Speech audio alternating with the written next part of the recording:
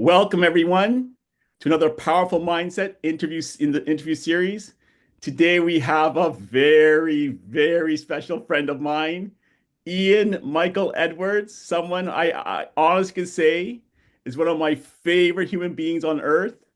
I've known him for almost 17 years, Ian. It's been a while now. It has. When we first met in Istanbul, we taught together in Istanbul. The first thing he came to me, he said, do you have a cousin named Danielle Hiles? I'm like, I have a sister named Danielle Hiles. And from that moment, we've been thick as thieves. He was one of Indeed. the MC at my wedding. And he's honestly one of those people that when I just think about Ian and I smile, just the thought of him brings a smile to my face. I Aw, told my wife, every person should have an Ian Edwards in their life. aw. Ian, my friend, I want to welcome you to the Power Mindset. Please tell everyone your story. Oh, well, thanks. But before I say that, I could say very similar things about Jeff Christopher Hiles over there. Everyone needs a Jeff in their lives, and being as thick as thieves, there aren't too many people I'd want to be as thick with in this world. So I'm glad he feels as strongly about me as I do about him, which is great. So my story, well, I think I should begin at the moment where I consider my adult life's genesis.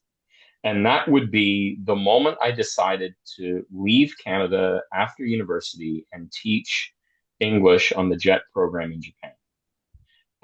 That experience was a life-changing one. It's one that caused me to embark on a path which I'm still on to this day. And it involved, I think, doing a number of things that probably has particular resonance for what interviews like this are about. It was about jumping into the unknown. It was about letting go of fear.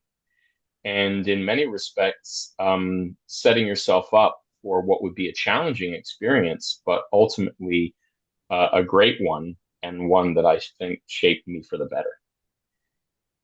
So after that experience teaching in Japan, I was there for 3 years. It was only supposed to be one, and I ended up being there for three. I came back, immediately went into a teacher's college program.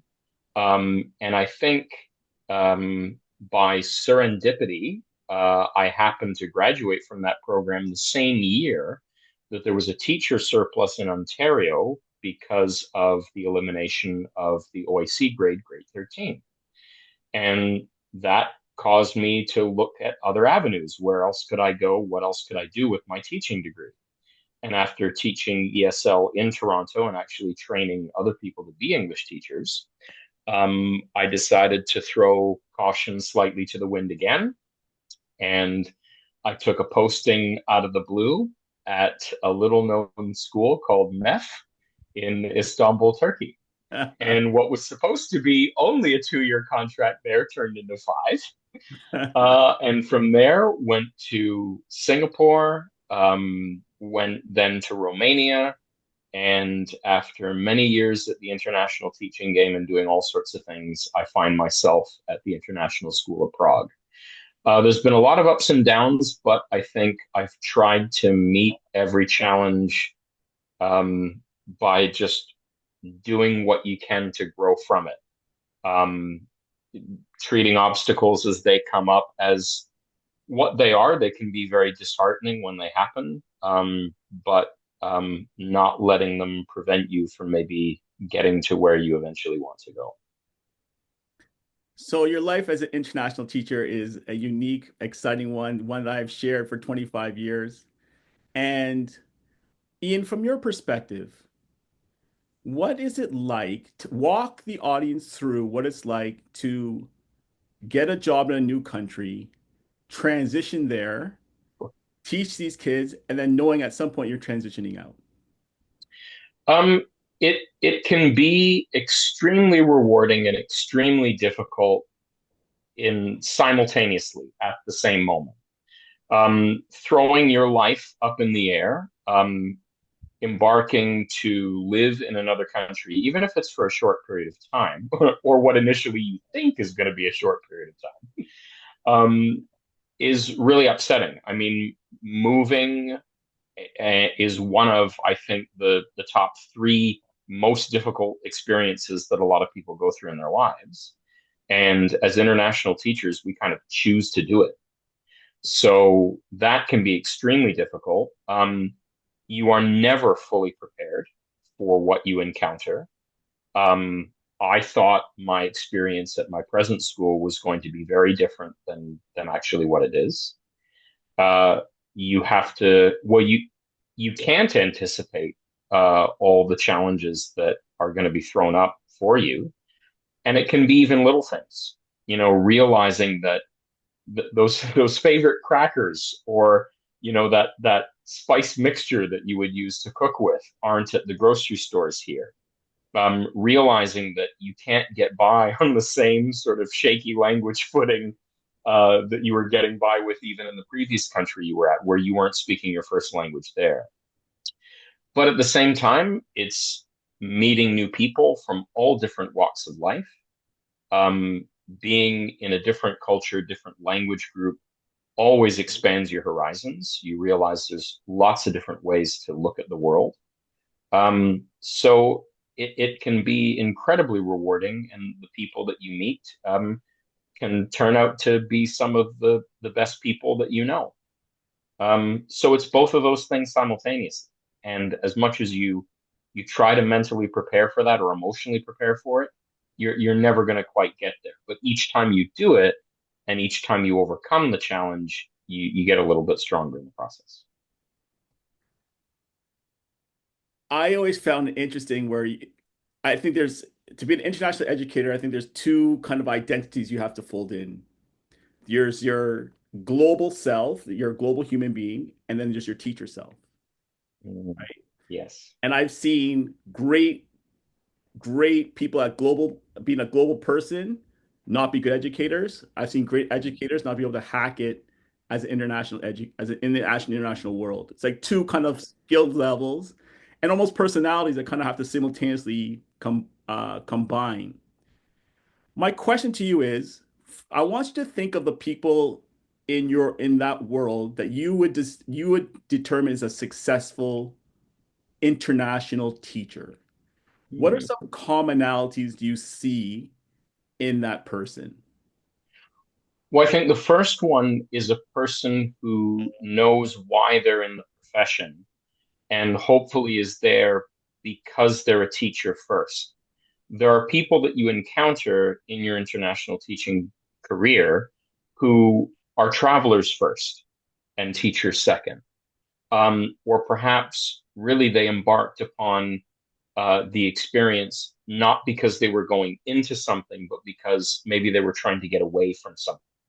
Either they were leaving something in their home country um, that they felt they needed to leave in the past, and a fresh start somewhere else was a way to do that. Um, those people, I think, tend to find international teaching challenging for a variety of different reasons. I think the second quality you have to have is a degree of flexibility and adaptability. That tends to become trickier, I think, for everyone with age, because the more you develop your ways of doing things that you think are great, once you move as a teacher to a different country in a different teaching context, you realize, well, even if the adjustments, well, then no, the adjustments are never small. You have to adjust. You have to realize, okay, the way that you've done things up to that point, or the adjustments, the adaptations you made before, aren't going to work here. So you're right. I mean, thinking about that sort of teach yourself and a global self, if your global self is one who is open to adaptation, open to change, open to new experiences and new things, but your teacher self has sort of core principles that they believe in with regard to how people should be treated, how you should be a mentor and a teacher and a learner yourself. If those core things are pretty solid, but your ability to adapt around that is a cultivated skill, then you're going to do well. People that don't have those things in combination, or one of those things is problematic, they'll be the ones who struggle. I find that fascinating. My mom used to say that her job is to give her kids roots and wings. Mm, Roots to understand who yes. they were, and wings to be able to fly where they need to go. And I kind of Yes. see similar with international teachers. Like you kind of have to know who you are so you can adapt. Yes. Yeah. Yeah. I think that's very true. Yeah, I think that's very true. Yeah, yeah, I won't say any more. That makes a lot of sense to me. Ian, let's take this to the students. Okay. From your experience with students, how has your work with students in all the different contexts help you grow as a person? Oh, really well, in fact. So I remember when I arrived in Singapore, I hadn't really had a lot of experience working with kids who were neurodivergent at all. Um, and I had kids in my classes that were on the autism spectrum, on the Asperger's spectrum, and also a kid who uh, had been diagnosed just recently with dyslexia. And uh, the kid with dyslexia, I really liked. Personality wise, he was very gregarious. He was outspoken. And a lot of teachers that he had met had sort of regarded that as, oh, well, it's a lack of focus and he doesn't try and he's not doing these things. And I sort of sat down with him and said, look, I don't really know much about this. You had this diagnosis 2 years ago. What are things that you know about you now as sort of a learner? And he was like, looked at me, it's like, nobody's ever asked me that. And I was like, oh, wow, well, okay, let's unpack it. So, how do you find that, you do things differently? What are things that you need in a classroom and a teacher? And he just started listing a few things. And I was like, okay, yeah, I could probably do that. Yep, we could do that. And then once we sort of got those out of the way, that I sort of realized, okay, so he's got a few different approaches with regard to this. He's got a few things that he's going to need. Yeah, those aren't going to be difficult modifications for me to do. And the biggest thing I said to him, and I say this to any kid now, is that, if things aren't going right for you in the class, tell me how I can help you to make them better. So those experiences, and as we sort of become, I think, more social workers and neurodivergency specialists as the profession grows, your understanding of that deepens. And yeah, it's opened up new avenues for me, being able to understand that there's a lot of people out there that don't necessarily learn the way that I learn. Um, and that's not to say that I don't think there are core things that every human does as a learner. I think everybody needs to have clear instructions about how to do something. They need to have a clear target that they're working towards, and they need to be able to practice the stuff rather than just having a person talk about it a lot. That those sort of core things don't necessarily change. Yeah, and But that could what's be the same involved for in if it's basketball, if it's cooking, if it's That's right. violin. That's right. So the idea that somehow all human beings are drastically different learners, I think, is a bit of a misnomer. But certainly within those core things, there are things that definitely, like, some people don't necessarily need instructions repeated or to be super clear, laid things out step by step. They can just do it. But then they need way more practice at doing something before they can do it well. And they might need a really clear goal in mind. Other people, once they've got the clear goal, the instructions and the practice, yeah, it's sort of just, oh, I know what I'm working towards, so it's fine. Other students are like, the instructions, I get bored, or I don't really want to listen to this. I just want to go and do it. So once you realize that, okay, there's sort of core similarities between the way that everybody learns, but there's slight differences that you need to be attuned to within those things. I think you can you can understand better how even how you are, how you identify with as one of those sorts of learners. But then also you realize, okay, what does this particular student need at whatever step that, I'm going to have to do a bit differently. It's interesting when you talked about the student that you asked about how they learn best. That's what I call you gave them the power in their mind. So before they had someone identifying how he learned, but you gave him the power to identify for himself. Mm, And that's what I call the power mindset, right? mm, In terms of yeah, you empowering yourself to be able to dictate where you need to be. yeah, Ian, the last thing I want to talk about in terms of your career, from what I've known of you, and add correct me where I'm gone, you've sure. had this dance between language and literature, Yes. history and social science, and TOK, which is Right. theory Yeah. of knowledge, which is kind of like examining how people process things in the world, for lack of a better word, lack of Yeah. term. Critical thinking. Yeah.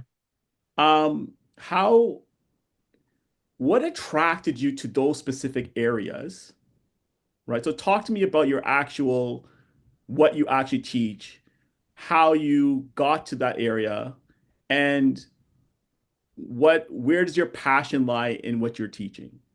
Okay. So I think I can best explain that by very simply saying that what I like to learn about is the why of things, not necessarily the how of things.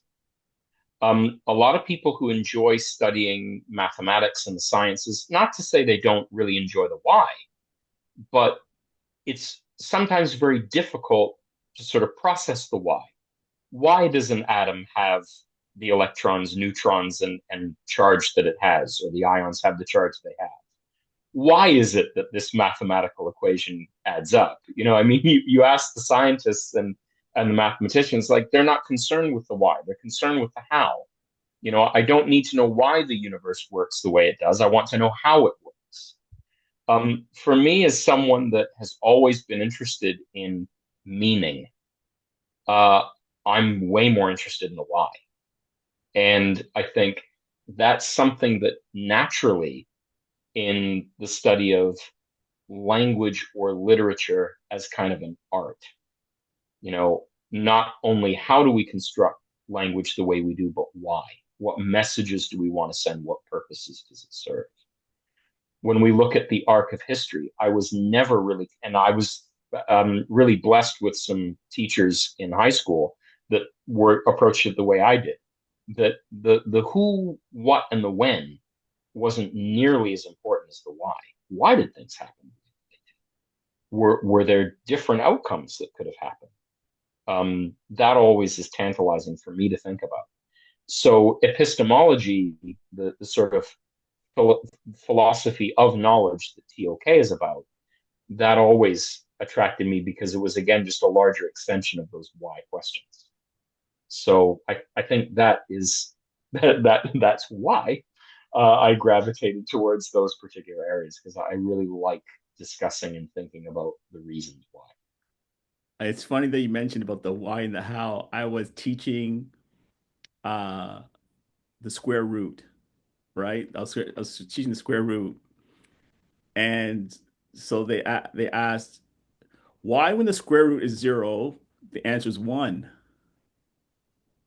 I'm like, I don't know.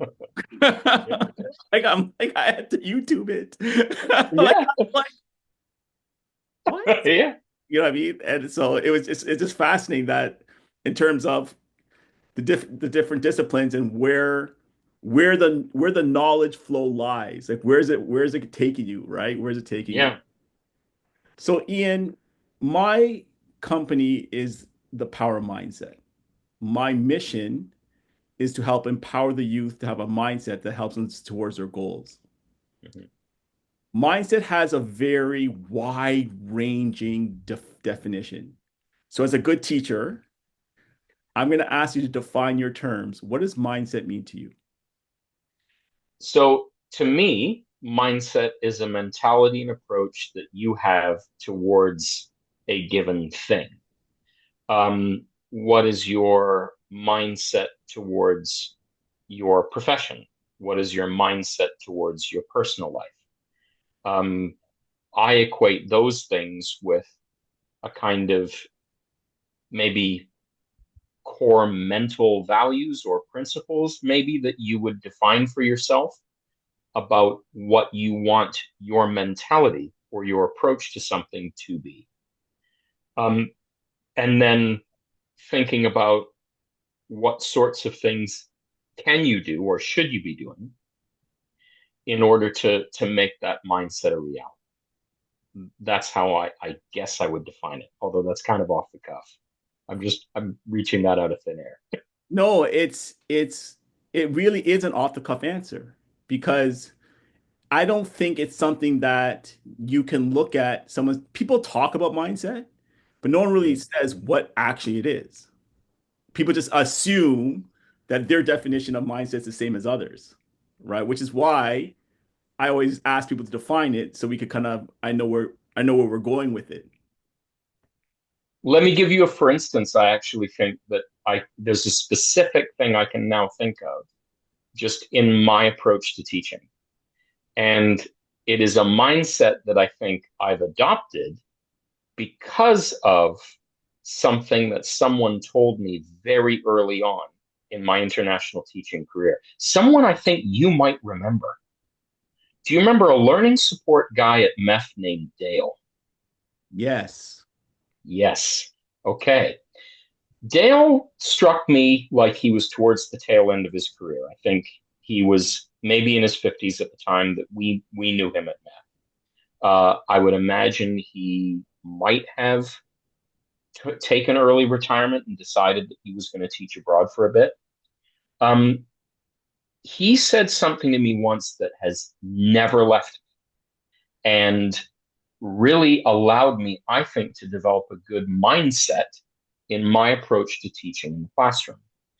And I remember when we were talking about students who were acting up or misbehaving, um, I had definitely had sort of I think, I guess this sort of traditional teacher approach that, oh, some students, are good and some students are bad, and some just want to make trouble, blah blah blah. And I remember he had said, "Oh no," he said, "People don't really make a choice to be bad. What happens is students who feel that they can't do, um, nobody wants to look dumb, so instead they're okay with looking bad." In other words, the misbehavior usually is at the root of some frustration that they've had or a feeling like someone or something has made them feel stupid. And I was like, whoa, that stirred around in my mind a lot. And it made me, I think I had already kind of done this, but I really was conscious about doing this from that point forward. That anytime I asked a question, I was never, ever going to ridicule or belittle any answer from a student I ever got. That I would always look at what from that answer that the student tells me, it might come from a place of misunderstanding or it might come out of left field or whatever, but how can I use that and turn it into something that takes us on a different avenue in class or respond to it in such a way that makes that kid feel like they said something valuable. And it's thankfully it's something that I feel like my students notice. Because I had a kid say once to me, uh, or actually it was two students that were talking sort of after class. Oh, that was a really good class conversation. It was after a TOK class. And I remember one student said, yeah, Mr. Edwards, what that student said in response to your question, that was kind of off out of left field, right? And the other student said, but yeah, but remember, Mr. Edwards never takes anything that anyone says like it's not valuable. And I was like, it worked. So it was a really nice moment for me because it meant that not only, was I taking that kind of mindset approach to my students in class to do that, but that I was turning that into reality where people did feel like they could comfortably express opinions and they weren't going to feel stupid for doing so. So you've talked a lot about mindset in terms of what you think makes people successful internationally coming from abroad. You've talked about your mindset as has it improved in your teaching. You've talked about what you've learned from your students. What I want you to kind of dive a little bit deeper into is what does a student need to have a successful mindset? Um, I think, and I think it's much more difficult even today, as I feel like even though in some ways education is becoming looser and more, I think, adaptive in terms of how we take on or how we approach students. And yet, it seems like on the other side of that, the pressure to perform for many students seems to be becoming greater and greater. And this is a reason I don't particularly understand. It's like the two things seem to be working in parallel. The first thing that I think they need to understand as a mindset is that um, growth doesn't come easily. That anyone who grows in their learning as a student, I mean, I sometimes make this analogy with students when they ask questions about writing essays, etc. I ask them if they've ever tried to learn a musical instrument, and you know, did were they able to reproduce a sound just by sort of reading things on a page or asking chat gpt how to play the guitar? No, you have to actually do it. You have to work at it. You have to learn the chords. You have to be able to play the guitar and put the notes together. um, the same is true if you're talking about writing an English paper. The same thing is true if you're looking at writing a history report or a TOK essay. um, you need to build those skills and you need to do the work. So being prepared to do that and not shortchange yourself on that by trying to take the easy way out, that's number one. Number two, and this is also a difficult thing to do, I think, now, even though it seems counterintuitive, but you can't take a misstep like it's a complete and total failure that's going to derail you from ever doing anything on that trajectory. I mean, I tell my students all the time, I wasn't a terribly good English student in the early years of high school. Grade 9 English, I got a C. Uh, can they believe that their English teacher at the DP level, once got a C in grade 9 English? No. But I'm like, why do you think I'm able to do the things that I can do with regard to analysis or putting this stuff together? Years of practice. Like, that's that's if you understand that achievement is a smaller part capability set and a much greater part just sweat, then I think you'll be on the right track. I think you have to be ready for So, Ian, let's take this conversation a little outside in two respects. One of the things that I've always been so blessed living in 7 countries and all the traveling I've done is being able to learn from the local culture themselves, like to learn from the people who live there, how they see things, how they do things, their own cultural mindset. Of course, not everyone has the same mindset, but the cultural kind of acceptance of behaviors and thoughts. And it's made a huge impact in my life. I can see it. where Vietnam taught me this. I got that from Panama. I got that from my Mm, time in the UAE. That from my yeah. time. I mean, I could see it in my personality clear as day. A lot of Turkish, Yep. right? Um, and the appreciation of the different mindsets that has made me who I am. Can you Hmm. talk to that in terms of learning from different cultural ways of thinking and how it's Oh impacted yeah. you? Oh yeah. I mean, going to Japan, the idea of harmony. I mean, and I mean sort of this in terms of just the group and society. I mean, they even have like a word and a character for it, wa. The idea of, um, I mean, we tend to come from cultures and countries that are more individualistic in their mindset. The idea is that your individual rights should count, and it's all about expressing yourself, et cetera, et cetera. I mean, Japan is quite antithetical to that. You need to defer to what the greater good in that sense, the greater community. You're part of a larger whole.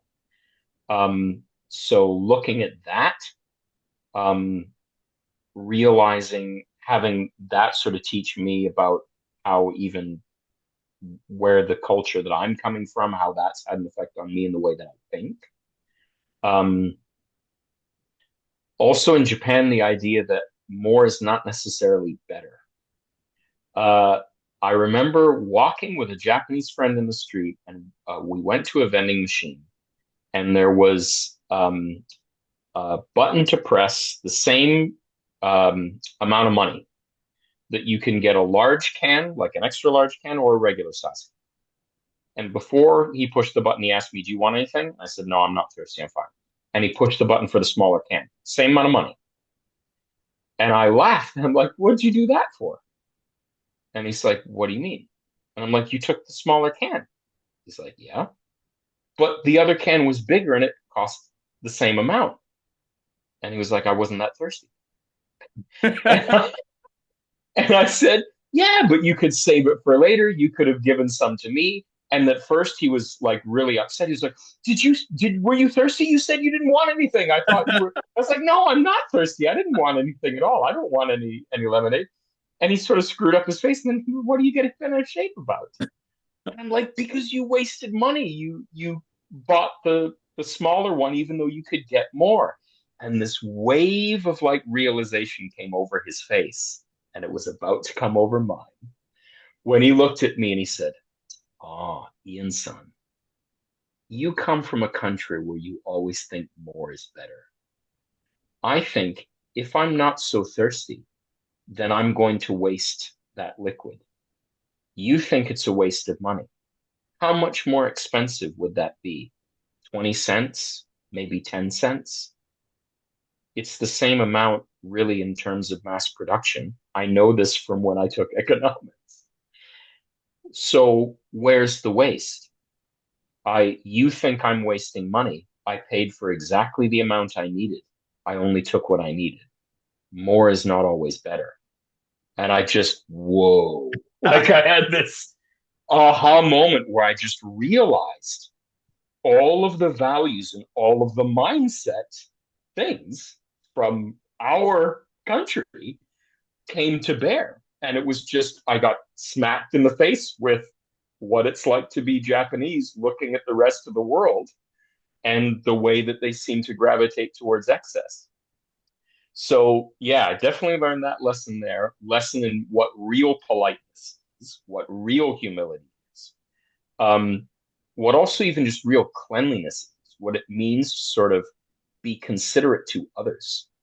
Um, I think Japan and other countries in East Asia have kind of this idea that I feel like other countries, particularly ones of the sort of rugged, individualistic European traditional mindset, and other countries to be sure, not just Europe, but they tend to lack.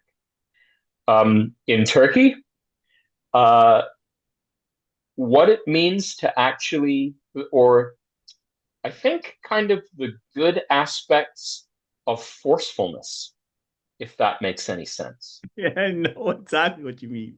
Yeah, I mean, the reality that as a Canadian, and I think you might be able to speak to this a bit too. That sort of niceness that we have, that we want to be kind and polite to people. Um, I don't think everyone works this way, but I think in my case, it sometimes made me a bit of a doormat for wanting to sort of, please people, etc. Japan, maybe in some respects, was an interesting place to go because while I wouldn't call the Japanese doormats in any sense, at the same time, I mean, to defer to others and be considerate to others to show that as kindness. I mean, that reinforced things that I already got in Canada. Then in Turkey, to be like, no, no, no, wait a minute. Sometimes you need to actually you need to push. You need to do that. Especially if something's going on that actually isn't quite right, that you need to push back against, that you don't agree with. You can and should be forceful about that. So that kind of the value, I think, to aggression, if I can say that, at least measured aggression in sort of the right way, directed at the right sort of thing. Uh, that is very that can be good. Um, in Romania, uh, tough to say. A lot of different things. Um, how to joke about anything and everything is something that I think the Romanians do well, even themselves. I think we Canadians think we have self-deprecating humor down to an art. Forget it. Romanians have us beat by a country mile. Um, the uh, the value in also just traditions, even if you don't have the beliefs attached to them, that you know that the traditions are worth upholding, even when the beliefs aren't there, that there's a value to that. That was something I learned. The Czech Republic, haven't been here long enough. Jury's out. No, it's We'll funny. see what I get. The two things probably came to my mind addressing the same question. I'll just share for a bit. First was when I was in Colombia. I've told you this story probably a couple of times. And I had a question when I was asking my supervisor, and she said, you could ask me at 11:59 and at 2:01, right? Mm, yeah. And so me as a Canadian, I'm so used to saying, okay, I just meet me at lunch, or we'll have our lunch, or I'm marking at lunch, or I'm working during lunch, or I'm having a parent meeting. Lunch wasn't sacred. Her lunch is lunch. Yep. So I'm thinking, like, do you have like, I'm thinking, you have to go somewhere? She's like, no, I'm eating lunch. I am eating lunch. I'm not available. And she goes home. She takes a nap. She doesn't have a lunch like a salad. She has appetizer, Yeah. a dish, wine. She's having lunch. I Yes. am not available. Right? Don't call me. Yep. And it was that respect for her space that I learned a lot. Mm, yes. And the Colombian society all shared that. The banks were closed, Yeah. stores were closed. No, we are eating. As a Yeah. country, we are eating. We're just gonna have to wait. And people are going, Yeah. right? Yeah. And my second thing that I learned in terms of a mentality, which was very healthy, was in Turkey, where I felt that people would go from completely calm to raging mad in half a second Yep. and be completely cool after it, Yes. Yeah. right? I've seen friends like yell at each other. You think they're gonna have a fight? They get it out, they hug, and one thing I learned was that oftentimes in our societies we hold these things in. They hold nothing Oh in. yeah. Yeah. It's No, out. it's true. Yep. It's Yeah. out. Yep. Get it out. It's there. It's out, right? It's out. Yep. But they don't take things as personally, right? Yes. True. They, Yeah. you can have that exchange, and you're dealing with the issue at hand, right? It's not Yep. personal against the person. You're not taking against their family. You're not holding against their grudge. You're not trying to get them back. You're not trying to take revenge. It's out. It's done. Yep. That understanding of each other's need to express was something I really valued in Turkey. I thought it's something that Yeah. it made me less sensitive and allowing people that space to explode when they need to explode. Yeah. Yeah. That's very true. Yeah. I would have to say that as well. even if sometimes we were on the ends of those explosions. That is for sure. Yeah. I mean, when they explode like an H bomb and your explosion is sort of like a cat gun as a Canadian, then it's sort of like, you know, I don't want to escalate this. I don't know how. I'm not playing with the same kind of munitions you're playing with. So, So Ian, this has been absolutely fascinating. We've covered a lot of ground from your profession. What I want to take this outside of an experience, and I want you to think about mindset in 2025. oh, okay. What are young people? When I mean young people, I'm not just talking about kids. I'm talking young in anything that they're doing. It could be young in a marriage, young Yeah. in a business, young in their career. What are they facing in 2025? What's this world like in terms of developing healthy mindset and the challenges that face? Okay. So I'm maybe going to say something that I think would be a healthy mindset to take that for 2025, I think is rather outside the box thinking because it seems to me that not a lot of people are thinking in this regard. Um, and I say this towards young people when I see that people my age or older are even adopting this, and I don't necessarily think it's healthy. Um, the mantra that has come out of the tech world is move fast and break things. And I want to push back against this as a mindset for anyone to adopt. Um, there's a line in Shakespeare that says, they stumble who run fast. And I think it's really important to remember it's incredibly easy to break things. It's very, very difficult to put things together. And while I certainly believe there are a lot of systems in the world today that need a healthy dose of disruption, it has to come in a way that babies aren't thrown out with bathwater, that we remember what is important to preserve about system, about functionality, about things that we all actually have come to depend on that we take for granted. And I think that I see that happening to some extent in the education world, where the idea is, well, I hear a lot of people talking, even on some of the most popular TED Talks, about how, oh, the industrial model of education isn't working. It's time to dispense with it. They talk about education as if every teacher in 2024 is doing what teachers were doing in 1964. They aren't. Many of us have moved. We have progressed and changed with the times. Curricula have changed with the times. We might sometimes be teaching the same texts that students were learning in 1964. I might have taught Romeo and Juliet in 2015 and it was taught in 1955. The way in which I'm teaching it is very different.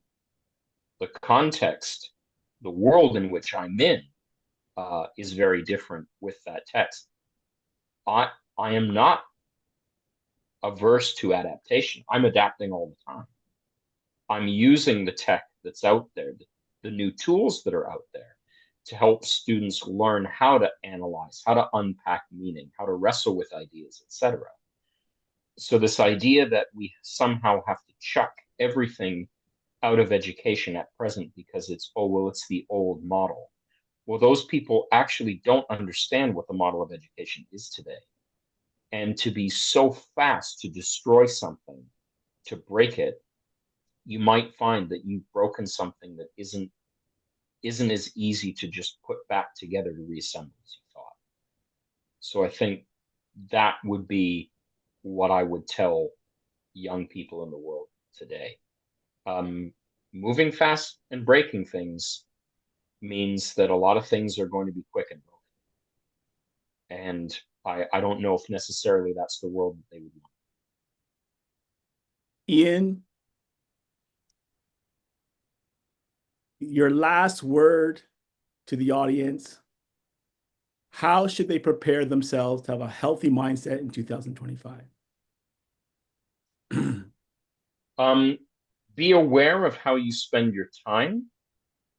Be aware of what things in your life are taking time and what things in your life are worth making time for. Ian, this has been absolutely fabulous, as I knew you would be. Thank you so much for your time.